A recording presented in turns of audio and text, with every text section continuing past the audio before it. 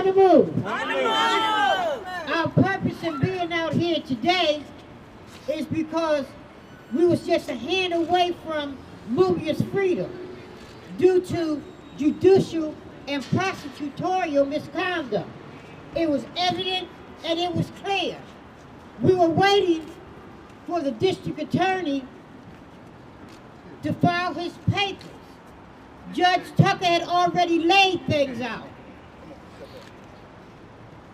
What we want to point out is that the FOP who misuses Maureen Faulkner went and did an illegal act bringing in the King's decision, the King's bench decision.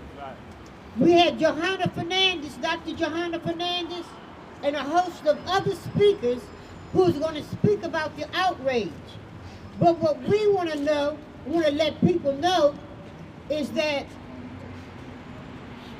they had struck a match with a fire that they can't put out. It's evident that Mumia is innocent. It's evident that this system is using every ploy that they can to kill Mumia. We're going to lay this out today. And this is not the only day that we're going to be here. Our job is to expose what is going on. So the first person we want to introduce is Johanna Fernandez, who works with the attorneys on Mumia's case, who couldn't be here today. Not only do she work with attorneys, she's the head person in the campaign to bring Mumia home. We had several groups and organizations here today. She's also a professor who has done a documentary film on Mumia that you can see on YouTube. The evidence, the facts that can't nobody get around. So I want to call Johanna Fernandez to the phone.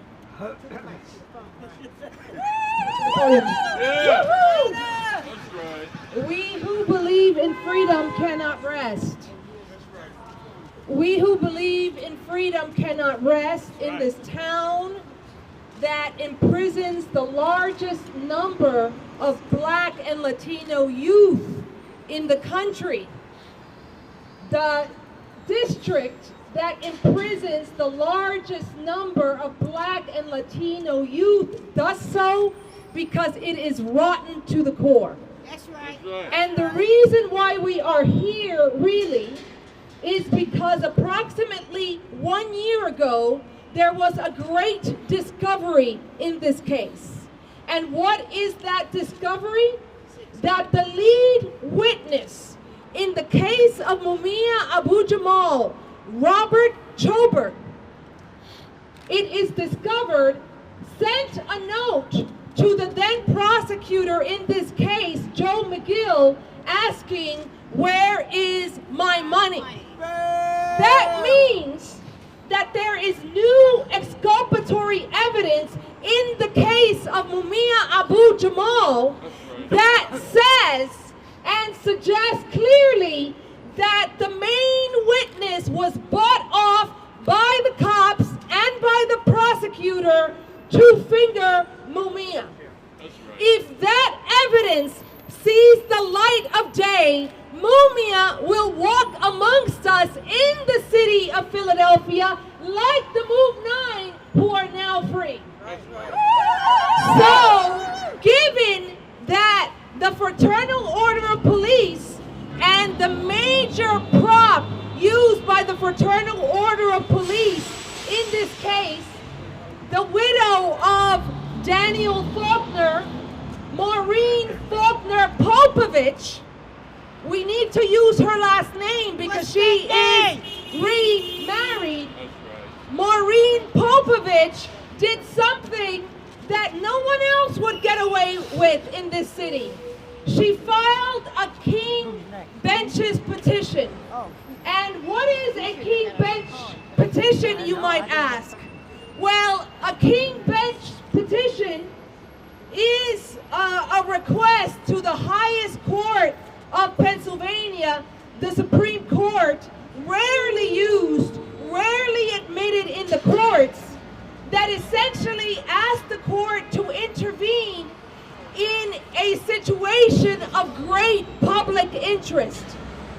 What the King Bench petition says cannot be done is to use that petition to carry out a vendetta against a defendant, or to use that petition when an individual in society doesn't like what the elected government of this city is doing. So, what Maureen Faulkner presented to the Pennsylvania Supreme Court was that somehow there is some kind of collusion and bias on the part of the Philadelphia DA, the elected Philadelphia DA. Why? Because the Philadelphia DA did the right thing. New evidence emerged, and he did what the court ordered him to do, which was to release all documents and all papers in the Mumia Abu-Jamal trial to a judge who ordered it, Judge Tucker. And so now that the Fraternal Order of Police and its supporters see that it is high time for the truth in Mumia's case to be revealed, they are going crazy and breaking the laws and breaking the rules and going to the Pennsylvania Supreme Court to essentially tell them, we are desperate. We are desperate. If the truth in this case gets the light of day, you know what's going to happen?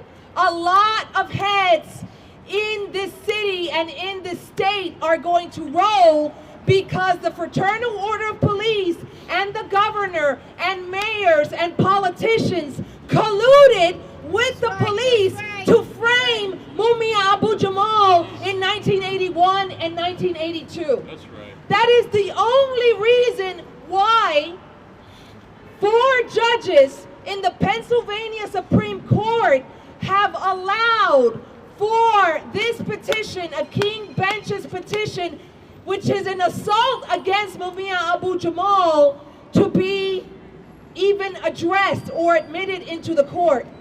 This King Bench's petition that was approved and voted on by 4 judges in the Pennsylvania Supreme Court, 2 of whom have been funded by the Fraternal Order of Police, are now saying that that court is going to appoint a special master to investigate the claims of the woman who's had the biggest vendetta against Mumia Abu-Jamal and her supporters, the Fraternal Order of Police. So they're going to investigate whether there is some conflict of interest on the part of the DA in this case. I want to remind everyone that the DA, in all of his briefs in this case, has vigorously opposed Mumia. The only thing that he did, and he did it because he had to, because he was called upon by a judge, Judge Tucker, to do so, was to release the new evidence discovered in this case. So we ask, what about the real issue? It's almost laughable that at a moment when Mumia gets released, because a judge establishes that there was conflict of interest on the part of Ron Castille, a judge in the Pennsylvania Supreme Court, who was previously elected DA of Philadelphia, later became a judge in the Pennsylvania Supreme Court. He was funded by the Fraternal Order of Police, and of course, he denied all of Mumia's appeals. Isn't it a little hilarious? Isn't it tragicomedy that now that we know that there was conflict of interest in Mumia's case, which is why his legitimate appeals were denied by the Pennsylvania Court of Appeals, all of a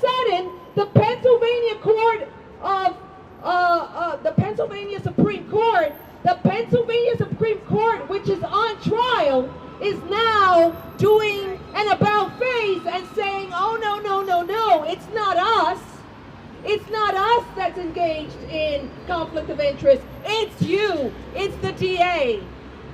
This is a sham of epic proportion, and if the media in this town and the courts and the politicians and the people accept the sham, then there is no hope for the hundreds and thousands of poor Latino and Black defendants who've been railroaded in the courts by one of the most corrupt, homicidal police departments in this country. I will just end by saying this.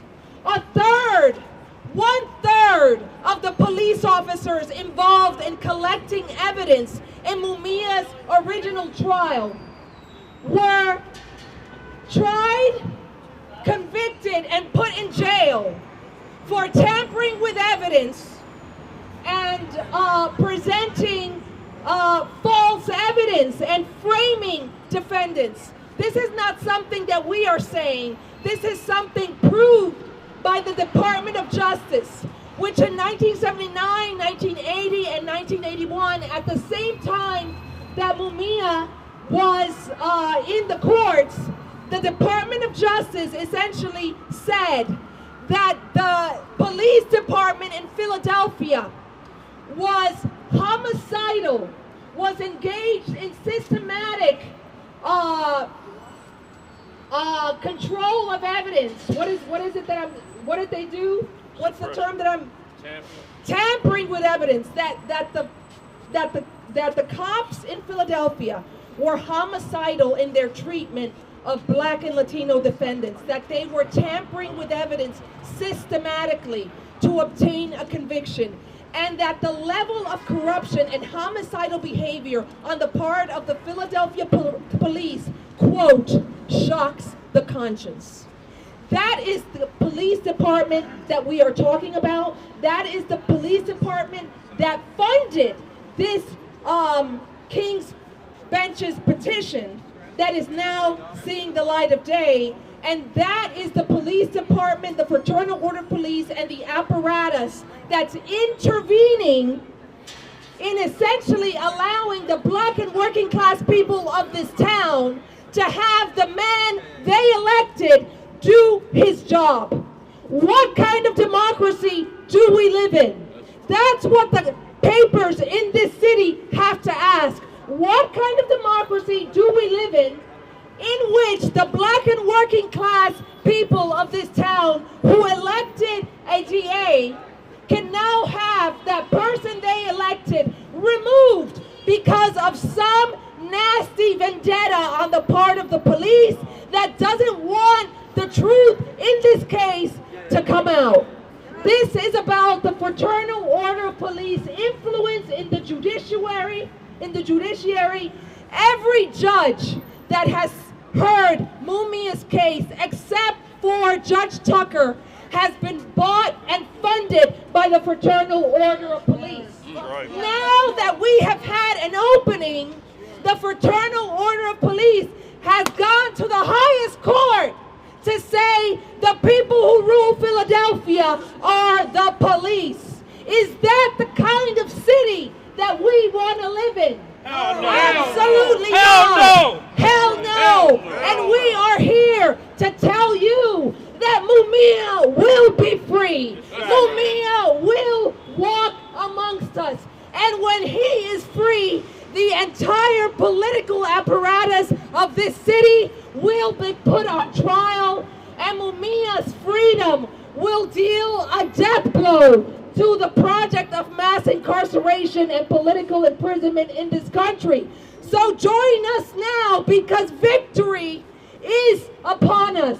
Our job right now is to take this issue to the court of public opinion and make sure that every citizen in Philadelphia understand that a victory for Mumia Abu-Jamal, the brother, he is the native son, the innocent native son of Philadelphia.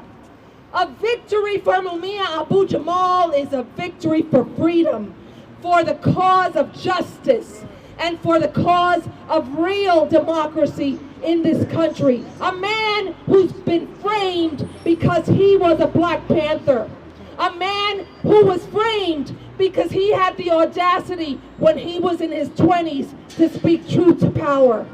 He was a radical, revolutionary journalist who was exposing police brutality and corruption, and the corruption of the entire political apparatus of the city and the state. We are not going to give up. This is putting a lot more wind in our sails, and we will not stop until victory is won. Thank you.